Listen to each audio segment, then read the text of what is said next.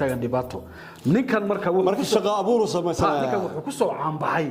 oo rabaa inuu soo saaro oo ina mooga iyo waxba is haysta Soomaan in bariyahan de banaanka u soo baxay waxa lagu yiri meel lagu soo caanbaxa jirta waa gobolka Awdal hadda ninka liyaado Sandere Abdalla Sandere cidna ma aqoon siyaasi muddo aha 20 sano hadu ku soo caanbaxay rag badan baa ninkan markuu waxa lagu yiri xagga tag meeshii markuu yimid Cabdirashiid Xasan Mataan waxay asaga marti loo noqdo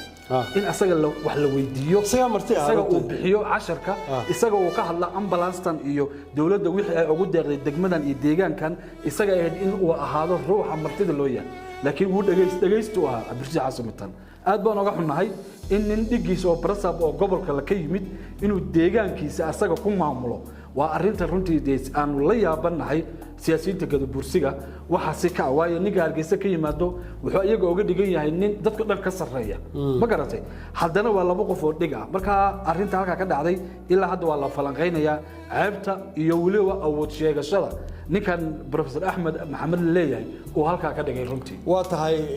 daawadayaasha qiimaha leh waxaanu ilaa hal la gaarsiinaa Xasan Mataan